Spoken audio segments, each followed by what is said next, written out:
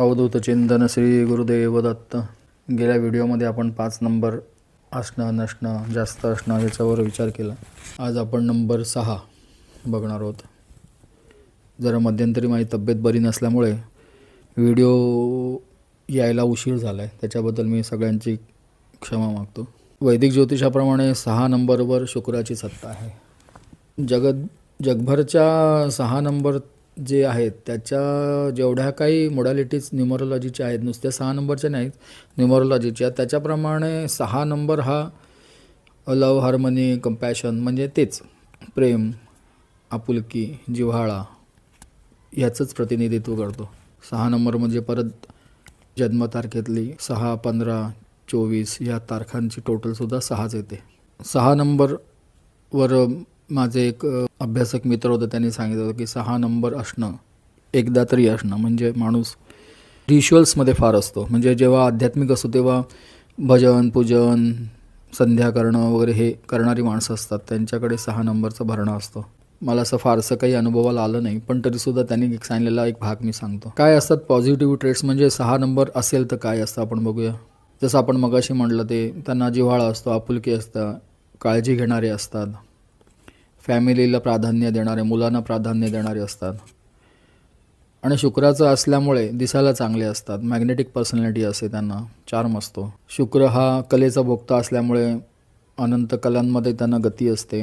चित्रकार असतात, गायक असतात, नृत्य विशारद असू शकतात, बोलायला शांत असतात, दागिने, कपडे, branded shoes, branded clothes, scents वगैरे वापरायची आवड असते, नटण्या बोलण्याची आवड असते. एकंदरीत शुक्रप्रधान व्यक्ती जास्त असते. जगभरच्या सगळ्या ज्या काही मॉडॅलिटीज आहेत न्यूमरोलॉजीच्या, जगभरच्या म्हणतोय मी, आणि आय मीन इट, ओव्हरऑललेस ह्याच गोष्टी असतात त्याच्यामध्ये.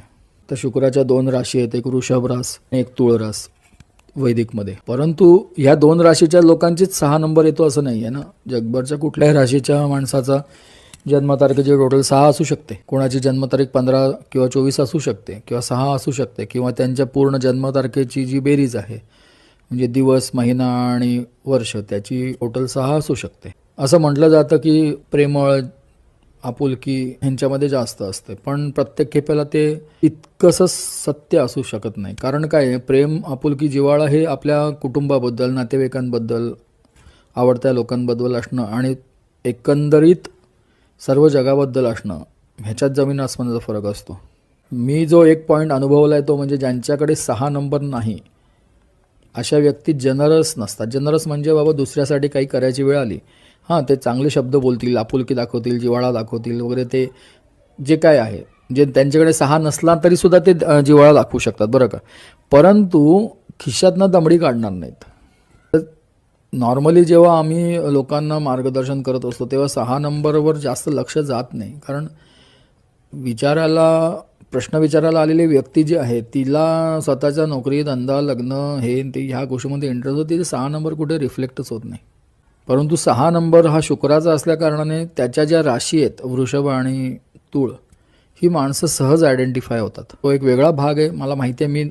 तुम्हाला वाटेल मी ह्या वेळेला सरमिसळ करतोय, पण 6 नंबर बोलण्यासारखं फारसं दुसरं काही नसल्याकारणाने आपण डायरेक्टली त्याच्यावर आलो आहे. दिसायला या व्यक्ती चांगल्या असतात, नीटच असतात, आणि गोऱ्या असतील असं नाही, निमगोऱ्या असू शकतात, पण ठार काळा वेळ असं आढळत नाही सहसा. शुक्र कोण होते माहिती आहे ना, शुक्र दैत्यगुरू होते, आणि बृहस्पती कोण होते, देवगुरू होते. हा एक मूळ स्ट्रक्चरमधलाच फरक आहे.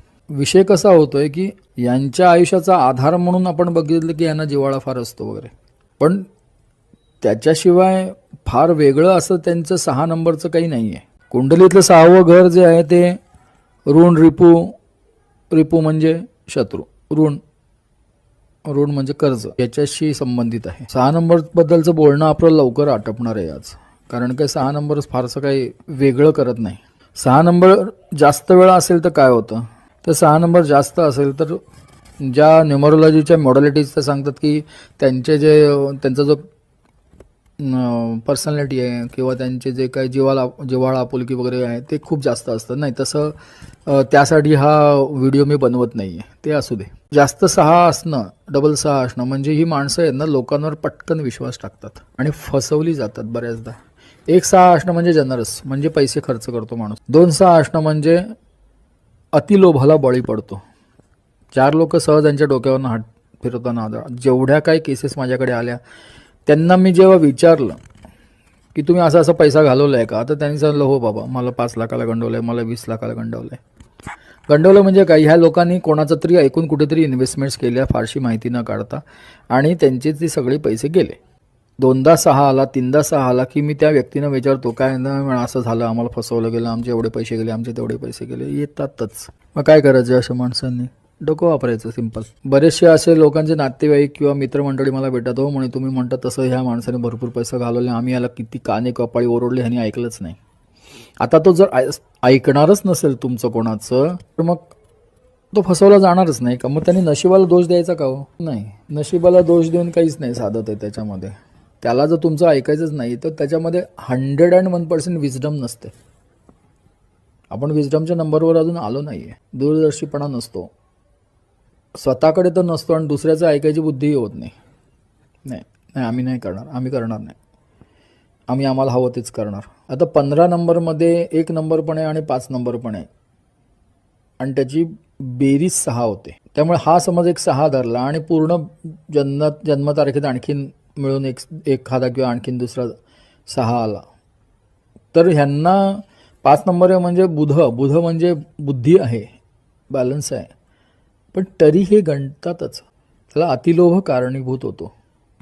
त्यामुळे ज्यांच्या जन्मतारखेमध्ये 2-6 आहेत, 3-6 आहेत, जे त्याची टोटल त्यांच्या जन्मतारखेची पूर्ण बेरीज, ज्या प्रकारे मी तुम्हाला आधी समजावले तसं, किंवा त्यांचा महिना, समजा जून महिन्यातला जन्म आहे तर 2दा 7 तसाही येतोच की. एखाद्याची जर जन्मतारीख 20 जून 2006 असली तर काय होईल?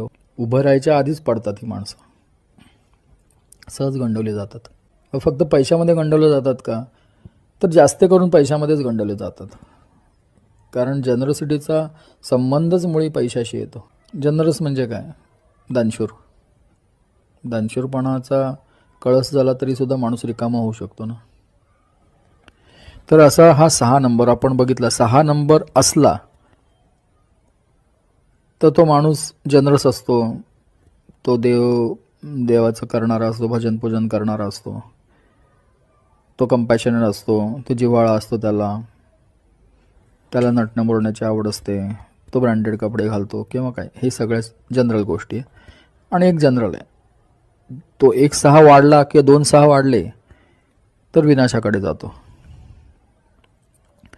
तर आपण 6 नंबर असल्याने काय होतं आणि जास्त असल्याने काय होतं ते आज बघितलं.